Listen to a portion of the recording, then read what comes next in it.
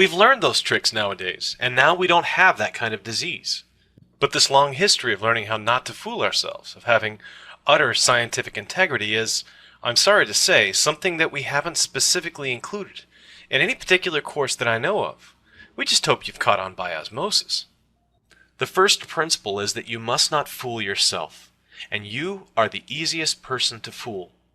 So maybe we can expound on this a little bit for people. We as human beings, or just what, if you think of what we are, like, we have no access to perfection. Okay, we don't even have access to, like, I imagine people think that what we see is perfect, but there are, what do they call them, optical illusions. If you've seen any optical illusions, that's your mind misinterpreting the sense data. Okay, we don't have direct access to the sense data. It's lossy information. And there's actually many levels. Part of it is the actual sense data physics-wise. Our lens isn't great. That's why you're using glasses, right? That's the physics level of information loss.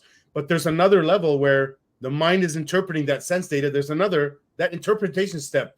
If you take a baby just born, even after they've, there's a period where their eyes aren't even working yet. It's just blurry. But there's a period where it's not blurry anymore, but they can't tell what is three-dimensional. They can't tell what is far versus close. So their mind is not interpreting the way our mind is. Same sense data. If anything, theirs is better because you're wearing glasses. They're not glasses. Okay. By the way, I wear glasses, so not making fun of too many people. Where was I going with this? I even forgot what I was saying. Now I said a joke and I forgot. Okay. Yeah. So definitely the senses.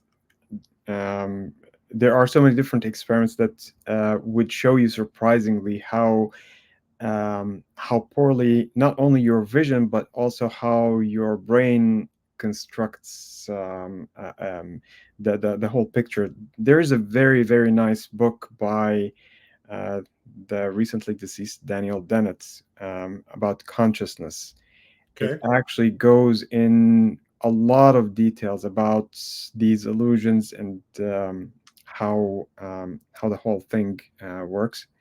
It's not only that book. He has several books that are in that same direction. And the nice thing is that he's not only dealing with this from the perspective of philosophy. He relies a lot on actual scientific research. It's actually fascinating to see and to run some of these experiments and see actually what it is that we're missing. So some of them we can easily detect, like you're saying. So others are not easily understandable. So when I'm looking at something straight ahead, I sense that I have a good knowledge of what's actually there in my peripheral vision. But in reality, experiments have shown that most of this is just constructed, that your actual ability to really create details is for things that are straight ahead. The things that are outside this small cone of vision is just constructed by the brain, and it's really poorly constructed. It's heavily dependent on what you were expecting. Yeah. Which is the interpretation part. And in a sense, that's why we're better than babies. But it's also debilitating in a sense, too, because not having an expectation might lead you to see that thing better than having one. Yeah.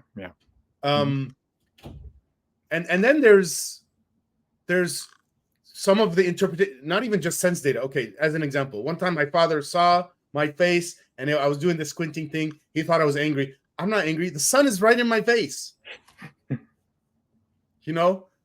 That's another example, right? I guess my face made the angry look. And maybe on some level I was angry about the sun, not about anything else. Yeah. So it is really easy to fool ourselves. We get fooled so easily. And sometimes it's surprising that people get surprised when we're fooled.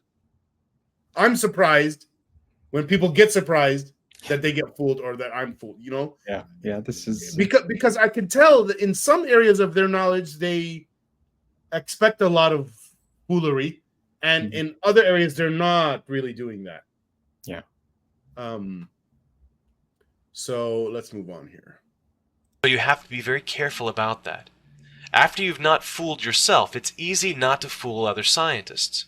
You just have to be honest in a conventional way after that. That's what we just talked about, but one thing to add, and I don't know if I'm saying something different than what he said, or if it's under the same category.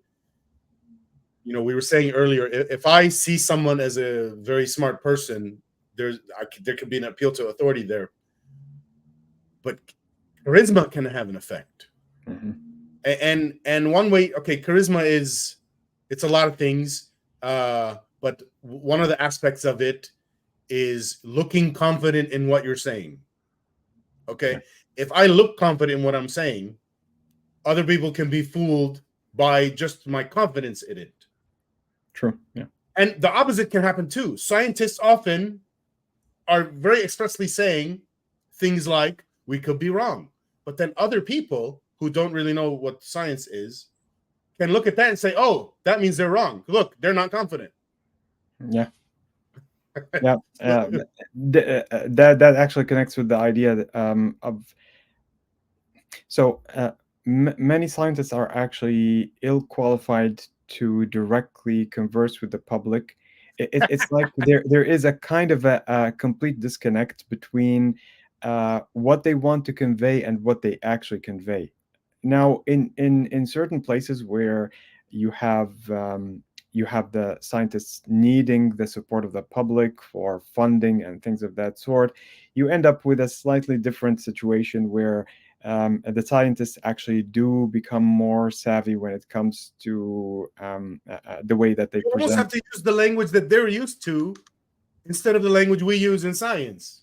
Right. And so creating that kind of bridge between scientific speak, if you will, and public understanding, this is I have a lot of experience with that. Yeah, this is something that's being on Reddit, talking to a lot of people for the last 3 years. I have a lot of experience with that.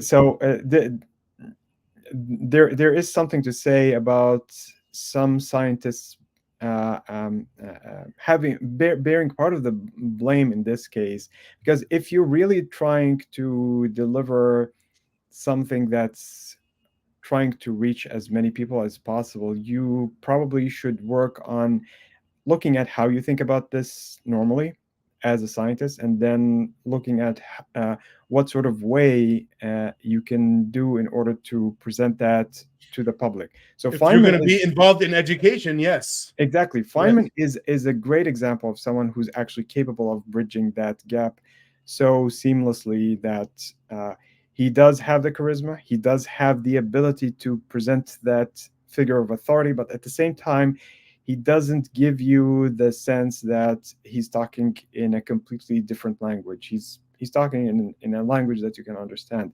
In fact, the famous Feynman lectures, a set of books that have been produced recently based on lectures that he developed. If you read through them, he doesn't follow the same kind of format that you would expect in a regular textbook. He speaks in a way that develops the knowledge from really simple examples and then builds on them in really very intuitive and still powerful ways.